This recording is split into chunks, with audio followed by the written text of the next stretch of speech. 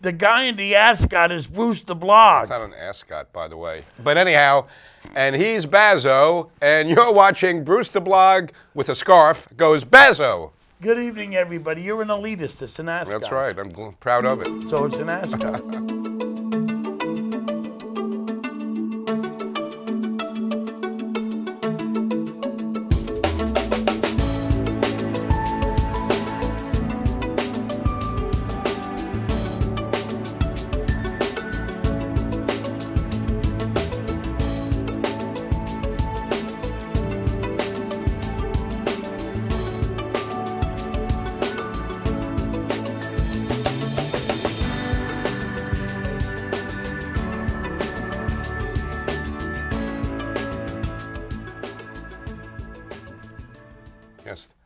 Yes, thank you, Bazzo, for misidentifying my outerwear. Anyhow, welcome again to Bruce the Blog Goes Bazzo.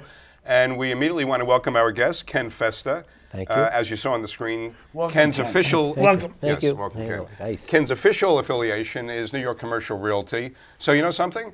This is a realty show as opposed to a reality show. But actually, as you'll find out in the next 30 minutes, we're going to be talking about a whole range of things that don't necessarily have anything to do with the realty market, because Ken has a very interesting background, and he's met some very interesting people and worked with some interesting people, as has Bazzo. So I guess I'm the only boring one here, but we're going to get to that very shortly. No, you were the interesting person we met. Right. Oh, okay. Right. Thank you. Thank you, I Bazzo. know how to Yes, do this. Thanks for I know sucking how up. Yes, I know how to do this.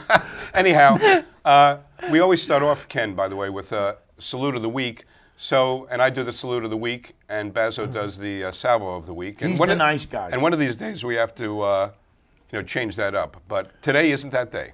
So, the salute of the week goes to something, and this is, both serious and very necessary. My boss and I, and I'm going to take this moment. Of course, we're brought to you by the Penny Saver, owned by Chase Media Group, headed by Carla Chase, CEO, and by Frank Rich. Thank you for putting up with us. Yes. Thanks to Carl and Frank for letting us be here. Not just every week on YouTube, we're there all the time, right? Whenever you want to watch us, we're there. Anyhow, Carl and I were really privileged to represent an organization called Free Community Papers of New York, FCPNY. FCPNY is a partner in a new coalition, you might call it, that is starting to provide very vital information to seniors to fight elder abuse. And in fact, my recent column and blog is about this. I called it Ganging Up to Fight Elder Abuse. Where can they find your blog? Well, they could find the blog. Well, one, they could find it in the Penny Saver, and also you could find it on our newly relaunched, I guess that's redundant. It's relaunched, so it's new, ncnlocal.com, northcountynewsandviews.com, where you'll also find Bazzo's blog that gets a lot of comments. If you go there, you'll see, and maybe you want to add to your comments, and you might even want to put your name there, but that's another matter. So let me quickly just talk about the salute. This is a coalition of the New York State Department of Consumer Protection, the New York State Office of the Aging, ARP, and FCPNY, and we actually participated in a press conference that was held at this really very impressive facility in Riverdale, which is the Hebrew Home. And the particular building we were in is called the Harry and Jeanette Weinberg Center for Elder Abuse. That's headed by Joy Solomon, this young woman we met who's an attorney and runs that. And elder abuse is a really serious issue. And I think most people understand what that means. It's these perverse predators who prey on elderly people and scam them, taking advantage, that they may not be fully aware of what's going on. And basically these people steal their money, they sell them things that don't exist, on and on. So the two things that are being introduced here is a senior consumer information hotline, 24-hour toll-free hotline, as well as the Informed Consumer, which is a column that will run in free community papers like the Penny Saver. So you can also go to the Department of Consumer Protection website to get more information. So we just want to salute that coalition because it really is necessary and it's very timely. Bazzo? Well, we do have a salvo this week, and normally we pick on anonymous posters on the blog. This one I want to talk about that isn't anonymous. my recent column on no free lunch about unemployment insurance and taxes and the taxes on businesses. And she said that, I'm not going to embarrass her by mentioning her name, she mentioned she has a business and she's happy to pay all her taxes. And I'm saying to myself, you're not paying anything. Your customers are paying it, and it's reflected in your prices. So don't sound like you're so altruistic. I am paying. In my business, I'm not paying. My customers pay the taxes. It has to be reflected in the price. Businesses, corporations don't pay taxes. And to think otherwise, that you as the consumer aren't actually paying all these things mandated on business, you're being very naive about the real world out there. Okay. All right. And by the way, I have a postscript to my salute, and that is, I should give you the 800 number, which would be nice. It's 800-503-9000. 800-503-9000. Also, Secretary of State Cesar Perales was there at the event. You were telling me on the phone. Yeah, so we met him. That was very nice.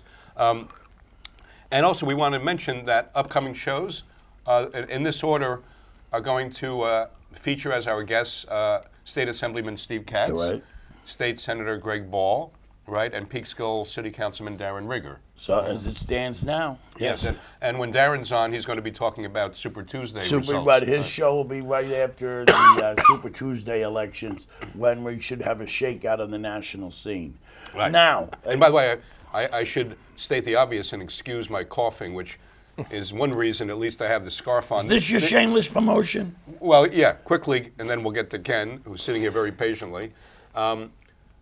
Yeah, well, this is here for my throat because I'm trying to fight a cold with a lot of vitamin C and echinacea and green tea extract, folks. A bottle Try of Jack it. Daniels. Yeah, green, If you drink green tea extract. If you drink a bottle of Jack Daniels, even if it doesn't cure you, you won't care. Well, Bazzo, somehow my doctor forgot to prescribe the Jack Daniels. Maybe I should Well, switch doctors. Dr. Bazzo here. Yeah, Dr. Bazzo. Anyhow, shameless promotion segment. Thank you, Bazzo, for reminding me.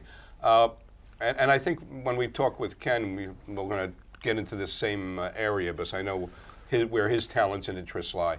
But anyhow, I'm appearing in a play with the Fort Hill Players, National Pastime.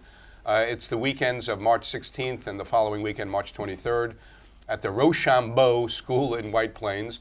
Anyhow, if you go to forthillplayers.com, you could find out more information about it. I don't want to spend a lot of time on it, but I play a radio station owner. And I found out in the last rehearsal from the director, I'm thrilled. She said, Bruce, I think you need to have a cigar in some of your scenes. I said, I think you're right. So I'm going to have an unlit cigar, of course. Why? Light the darn thing. Yeah, well, okay. They're only against cigarettes. Cigars are permissible. Yes, that'll be one way for the play to get publicity, that I'll be arrested in the middle of the performance. Okay. Anyhow, Ken, so let's just talk first about, you said you've been in realty for 7 years, but Yes. your other life, so to speak, is very different. Why don't you talk a little bit about how you made that transition? I made the transition. I had What was your other life first? Well, my other life, I was in the music business. I'm a Okay. classically trained singer, and What, I've classically studied trained, really? well classically for stage. Okay. And you I mean studied like musical theater? Theater, right? That's the basis of the training. And although I never really went in that direction, that was what my training was. And I had the same teacher for, I would say, 20 some odd years, who recently passed away. Sorry about that. And it was a heartbreaking situation, but he was an older guy, and I spent a lot of time with him. And we studied the classics, and we studied a lot of technique and so on. So I'm a classically trained singer. That's the way I put it out there. Now, how did you make the transition from singing to real estate? Well, unfortunately, what I was doing in the music business is a business that retires you. You don't necessarily retire it. And the way that things have changed, live music and the production of these events has changed significantly, especially after 9/11, what's happened there. I've seen a significant drop-off of that kind of venue, those types of venues and so on and so forth. And it's forced me to do something else, basically. Don't you want to rap? No, I don't want to do rap. I want to stay within what I love, which is American popular standards and jazz, classic music. And you have, you were telling us you have albums that you've... Yep, I have one CD which I've produced solely, and I have another which I'm a co-producer on, and then 2 others which I'm a guest artist on. And those 2 others were recently produced over the last year or so. A fantastic writer out of New York City. I don't know if I can mention his name. Sure, that's okay. absolutely. His name is Harry Spiro. Okay. And S-P-I-R-O? Or S-P-E-R-O. Yeah. But So even though you're in real estate, you're still dabbling yeah, with it. well, I get calls. You never really leave You're the never music. really out. Yeah, right. It's in you. You know, Yeah. it is in you. But to make it a full-time career, it's very, very difficult. You can't do both 100%. So you're either going to do one or the other. And the fact that I have that background and know so many people in the industry, I'm fortunate enough to get the calls to do these albums or a voiceover. What I was actually called to do I was the voice of the Olive Garden in Canada. Oh, really? Yeah. Oh. So And, I got it up into. by the way, I think I may have mentioned this to you. Ken and I recently ran into each other in a store, and but Olive Garden is reportedly coming to Yorktown at the Jefferson Valley Mall. So you can go in and say, "Hey, I'm the voice of Olive Garden." I don't know if that's going to get me a free dish, but it was in Canada. I gotta assume that being that you performed in the public, Yes. when you went to real estate, Yes. and you had to deal with the public, Yes. it had to, because a lot of people's talking to other people is not a natural thing. It really is a gift to. What? Oh, to so you're saying you have a gift? Is that what it is? No, I'm saying that talking to other people is trying to get them to part. Conversationalist. Not just right? that, but to get them to part with money. It takes a talent. I mean, saying hello to somebody is one thing. Saying hello, hey, I want how would you like to spend? Like you said, you made the White Plains linen deal. Yes. In Peekskill. That's right. Now that's getting somebody to part with a lot of money. Right. And that's a gift. It's a need-based situation. It's not. You're not convincing someone to really do it. I mean, You don't think so? I don't really think so. No. You mean I don't. predisposed to do it? Yeah, They're I think you have business owners in our But case, if you don't commercial. make them comfortable, they'll go find somebody else. that's another- what that's I'm another issue. Well, that's talking like, about. that's like relationship selling. I mean, in it's a effect, people right. business. You Right, have absolutely. you have to But talk to you people. have to have a Right. talent for it. It doesn't just happen. Well, Right. yeah. And I would think the transition from the music gave you a heads up over other people that go to school and then go out and start from the beginning. I'm not so sure if it was the music as more of my personality in general, because I think that's kind of what led me to the music in the first place.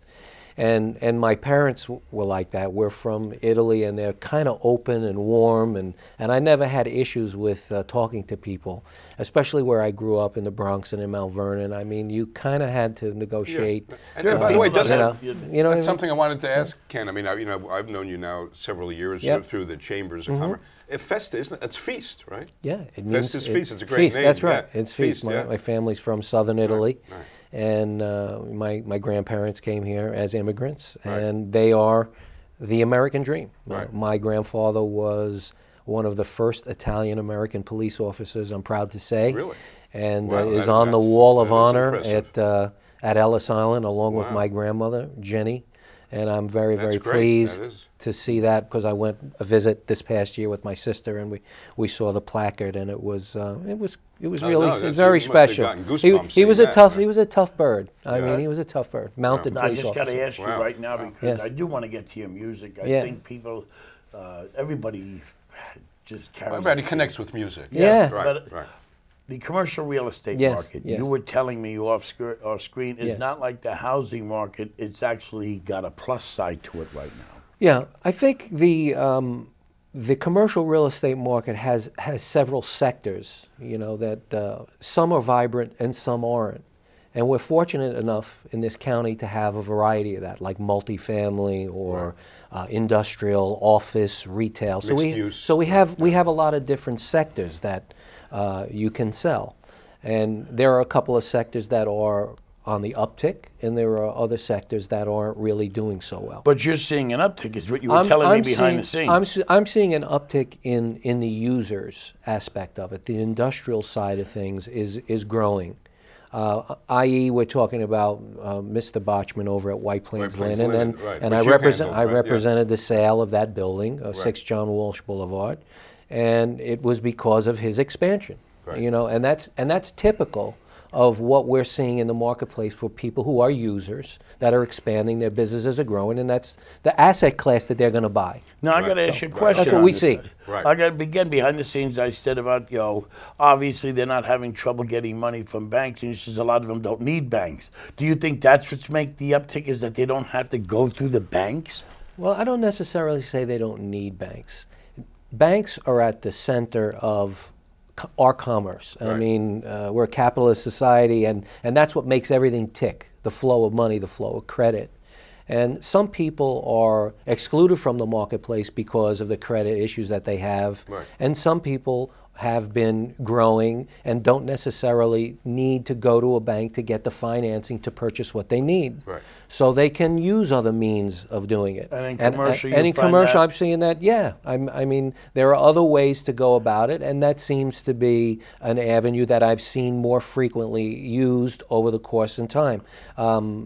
I'm not going to get into the issues of the economy and the bank. I'm not an expert in that. No, I wasn't asking that. Yeah, I know. That wasn't what I was asking. No, I It's the understood. fact that when you said that the people you deal with, more likely than not, are not going to, and I'm saying to myself, well, maybe that's why, because they're not going through the frustration that you hear people saying, the it's bank possible. won't give me any money. It's possible. It's But I do it's hear very that, possible. by the way. Yeah. You hear that all the time. Yes, absolutely. Which that I'm not going. People saying that the banks won't give them loans they need. Small business loans I'm talking about. Well, but sometimes you talk to certain banks and you hear a different story.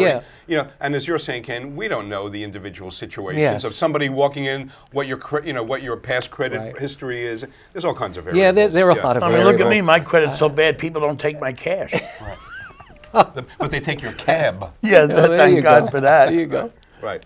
And then, and by the way, we want to ask you a question that I think it's fair to say we ask every guest, right? Mm-hmm. Baz, this is a question we like to ask everybody. Did you ever meet Mother Teresa? Yes, as a matter of I fact. remember that. I think there hasn't been a show Yes. that's gone by where we haven't asked that question. It's That's funny you That's should right. ask. Funny you should ask. And as we say, the show's unrehearsed. That's right. Well, I'm good. God, I did. We didn't forget. I did have a chance to meet Mother Teresa. When I was playing music, I was going to a gig on a cruise ship. And I was driving down the West Side Highway, and I was on 12th Avenue. She was hitching? No, she wasn't hitching. Oh, okay. She was in a white Toyota, and I'll never forget Wait it. a minute. She was She Mother was Teresa was on the was West driving a Side white Toyota Highway. on the She West wasn't Side? driving. Oh, she there was was, an individual driving, all right. a male driver. And I was at the light on the West Side Highway. I guess that's 12th Avenue by the Intrepid. There's a light exactly. there. That's right. Yeah. And I stopped at the light and I saw this white Toyota, and I looked over at the driver, and I saw a nun in the front and in the back with the order, the habit of that particular order. And I kind of took a second glance, and I remember this in my mind's eye, that the driver looked at me and I looked at him, and he went, and I said, "Is that her?" And he gave me a nod like this, like, great. "Yes, that's Mother Teresa sitting in the passenger seat." So I'm on West Side Highway at a traffic light, and I get out of my car. I have a tuxedo on. I kneel down on 12th Avenue. She rolls down the window. I get blessed on 12th Avenue. Wow. The traffic is passing. I can't tell you what people were saying to me. I was backing up the traffic. People were trying to get around me. You can imagine. certainly weren't you can cursing imagine Mother Teresa. the scene. What was going Right. on? What is this moron doing in the street, kneeling down? You were needing her blessing at that and point. I got the blessing. She touched my hand.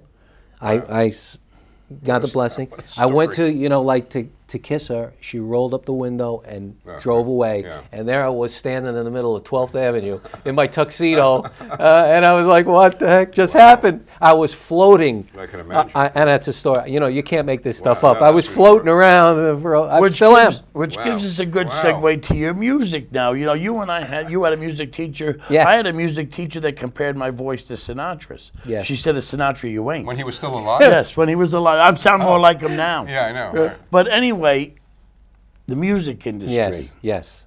had to be fair. You did this, in the 90s and 80s? I started singing professionally when I was 19, and that was 1979.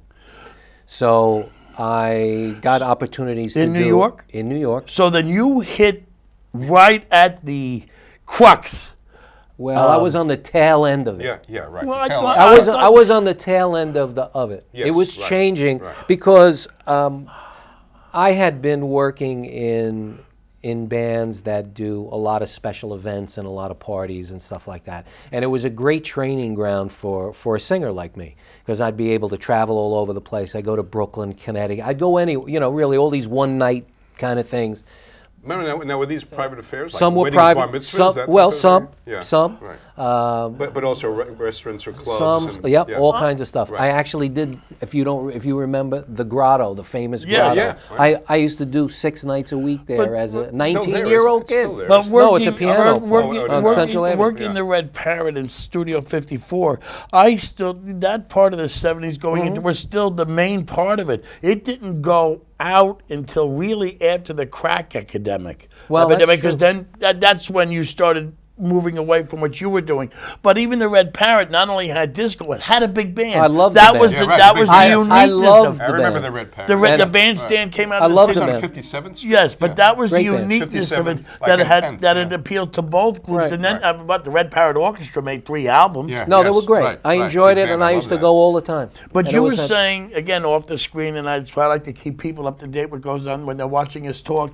You said nowadays people don't have a place to go to fail. Would you Yeah. explain what that meant? Well,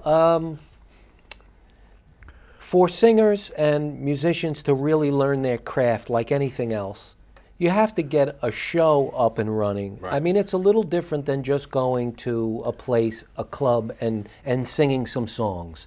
That's one way of getting in front of people and mean like working. cabaret? Yeah, just not cabaret. Like, let's say you went to go see somebody, a buddy of yours, and they got a gig at a restaurant.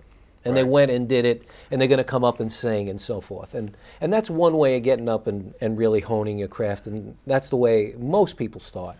But when you get into the cabaret setting, it's more of a show Right. where there is a theme and there's patter, right? there's patter. There are charts which are interwoven into your act, which is generally 55 minutes, which you might go see, let's say you go see a Tony Danza, for example. Right. Tony Danza has a scripted show. He goes Right, out and he right, does a yeah, show, right. and he sings and he dances and he plays, or Sammy or anybody else, Right. Sammy Wayne Davis, Newton, right. anybody. Vegas, right, They yeah. have charts. Right. Now that's where it all begins, and then you have to hone that aspect of it. And I don't think that there are many places that allow young artists to actually experience and do that. on a So regular then what basis. about the real, again, you said something you said behind the scenes, the reality show, America's Got Talent, or America Wants to Sing, and you say they teach somebody to do this in, what, 16 weeks? No, I don't think that they teach them how to do it. Bruce What and was I the were phrase? discussing. What was the phrase you used? I think you become we're of a society where we want everything now. Instantaneous, So right. now we're Instant gonna gratification. manufacture a singing star in 16 weeks. That's what you As said. long yes, as it's yes. Right. 16 weeks, you got a singing star. Now, do the people have talent? Obviously, they wouldn't be on the show. Those Right. people who are in the panel, Simon Knows what he's yeah, he doing. knows what Right, he's he doing. knows what he's Come doing, on. yeah. So he knows what he's got there. He knows what he's doing more than anybody. Well, no, I Despite give him a what lot of people credit. They don't like his you attitude. think- the guy is No, in a- no, I gotta ask he's you on a he's big- giving it to you straight. Right, Do exactly. you Right, no, think- it's That's right. brutal, but Do it's you straight. think these shows know the outcome before Oh, I they don't know. start? I personally, What, are you saying they're fixed? I'm don't- saying that everybody, you can listen because these people aren't just coming up unknown. You've heard them, you've seen them. I'm talking about the judges. They got an instinct right away. And Simon makes that clear who he likes, right? Well, they All along the know, way they he's, recognize. You know how many people they must be seeing. Right. They recognize the cream of the crop, Right. and the cream of the crop is what you're basically seeing outside of the outtakes, which is just good TV. Yeah, right, When you right, see people right. that can't sing a lick, Right. I mean, it makes good TV. like when I Unfortunate at their Right. their See, I watched the shame cooking. and I expense. I shame. watched the cooking shows for this, and you could see the talent of a chef. And you say, "Oh, this one's going all the way because they've got Right, that." they got it. They got that something. Now, when you were in the music business, you Yes. met people. Did you know when you met somebody that had it? Oh yeah, I've been on stage with Paul Simon and Joseph Papp, God love him, and Yeah, Joe Papp. I've been on stage with giants, and you know, you kind of look at these people and you just see what they can do. It's pretty amazing. I always, and the fact that I've worked with people that are extraordinarily talented that will never see the light of day. Yeah, that's right. Yeah. Never. I've sat and in either studio recordings or on live performances with people standing right next to me saying, "This is phenomenal." I mean, she's a phenomenal singer, or he's a phenomenal singer, and you never heard of him. In 1976, the deceased columnist Earl Wilson did a unauthorized biography of Sinatra, and he blasts Sinatra for an interview Sinatra did when one of the reporters asked him, he was doing that the tour at Madison Square Garden. I forgot the main event. The main event, right? Right. Doing the main event tour. That was his comeback tour. Right. Wasn't that the comeback? And that is a great video, by the way. Yes. I have that. I watched it constantly. Was it 1980? When it was Rune Arledge, 77. The whole novelty of that at the time. I mean, and it got huge publicity because he was coming back. And right. But ABC, it was live. Yes. And ABC staged it with ABC Wide World of Sports producer and creative Rune Arledge produced it. So they did it like it was a sporting event. Remember Howard Cosell introduced the main event. Like it was a bar. I know nightclubs that stopped their acts and their stuff in their nightclub because this was produced live and they had it on their TV for their customers to watch. Right. I remember this. But they asked Sinatra, "Are you nervous about this?" And he said, "Son, at this stage of my career, all I have to do is show up." Yeah. But you know something? You could see when you're watching it because it was so well photographed. Again, they had handheld cameras following him essentially from like the locker room through the crowd, like a boxing match, and you could see. Right. I mean, he wouldn't be human if he wasn't nervous. And what guts it took him to get on that stage in the middle of 15,000 people. He was naked, essentially, right? He's standing there naked. Well, he was great. Yeah, but but Earl Wilson blasted him. But Sinatra was right about something. When you become iconic, like a Judy Garland, Frank Sinatra, Katharine Hepburn on stage, all you have to do is show up. The people want to see you. I mean, even Streisand has to get the songs right. Even at the end of Sinatra's career, he's messing up songs. People are standing up because that's... No, but he was a master at being able to run with it. You know, Streisand, for decades, had a famous fear of performing, which is why she didn't perform, right? They're just bigger than all of that. Right. It's amazing. People just want to see them. Want to be in the same room. They're just bigger than that. Well, and now you said you saw Sinatra a number of times. I saw him twice in Vegas. Once in his sunset years at Radio City Music Hall. Right. But when I saw him in Vegas, I mean, I was sitting there with a friend of mine at a convention, and you were just totally mesmerized. I mean, he had something you can't even define. It's an interesting question. Go right ahead. In your experiences, we're going to run out of time. Okay. Who's the most exciting performer you've witnessed or you've been with? Who I've witnessed. Or been with. Who would be the most exciting performer? I would say Sammy Davis. Oh, wow. Oh, I love Sammy Davis. That's a show. No argument. Yeah, no, yeah. Oh, what a talent. My God. Right. Natural talent. That's just an explosion of talent. You know, the thing that I think about is, you were talking about these icons. Yeah. Who's going to be the icon 30 years from now? Who now is going to have that staying power? Right. Think about how long. And on that note, we got to wrap it up. Well, just quickly, we'll leave you with that thought. Yes, I know, but staying power. You have Whitney Houston died, Michael Jackson died. No staying power. Oh my gosh. Then that's staying power. Anyway, these were my opinions. You may beg to differ. And when Bruce the Bog listens, people, including Ken Festa. Thank you, Ken. Thank you, Ken. Talk. Thanks for watching, everyone. And that's still an ascot. I wear a scarf. Okay.